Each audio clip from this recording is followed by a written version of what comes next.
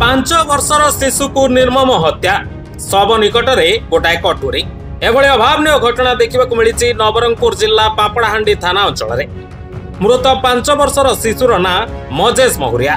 Police घटनास्थल में पहुंची घर कबाट भांगी 14 वर्षर नाबालक को उद्धार करिछि।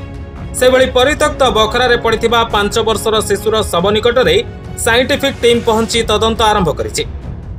एने थाना अधिकारी दीपक जेना कहिसंती बापार हजिथिबा 4000 टंका को नहीं दुईक मध्य गंडगोलरू हत्या होइथिबा प्राथमिक तदंतरू जना पड़ुछि।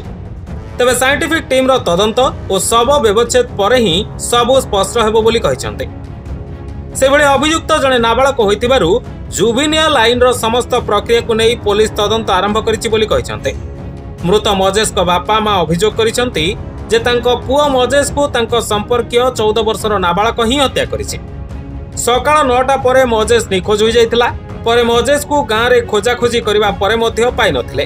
तांको घर पाख संपर्कीयक एक परित्यक्त बखरा रे पसिबा बेलकू 14 वर्षर नाबालक और मृत शिशुर शव रहितिला। तेबे 5 वर्षर शिशु को 14 वर्षर नाबालक हत्या करिथिबा नै संदेह करा जाउतबा बेले प्रकृत रे किए हत्या करिछि ता वर्तमान सुद्धा स्पष्ट होइनी। पुओ हजिथिला उन खोजिथिला 10टा दाई आर खोजी खोजी था दुनिया पटे खोजलो पुओ मिलला नहीं कि घर घर खोजबा बोली पर पुओ को मारी किना जरी बस्ता ढुलाई देथिला।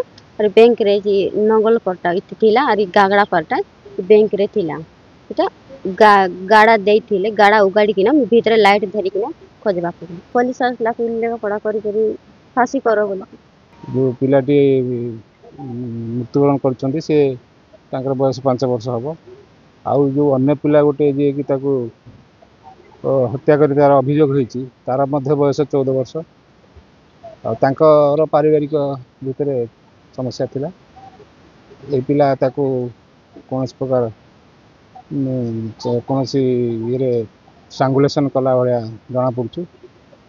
तो ये घटना रे साइंटिफिक टीम मध्य आसुचंती घटनास्थल को केस मध्य तदंत चली मारिथिबा पिलाटी मध्य तार घरे कबाड़ बंद करिथिला ताको मध्य आमे उद्धार कर प्राथमिक तदंतरू जहाँ आमे जना पड़ुची जे से माने तार जे मरिथिबा पिलार बापा पाखरु 4000 टंका जे मारिथिबा पिला से नेइथिबार से ता बापा संदेह करतला ताको मध्य से प्रकार से माने संदेह करिया जो ये तो ता पिला सहित झगड़ा लगी रागवशत मारथिबा।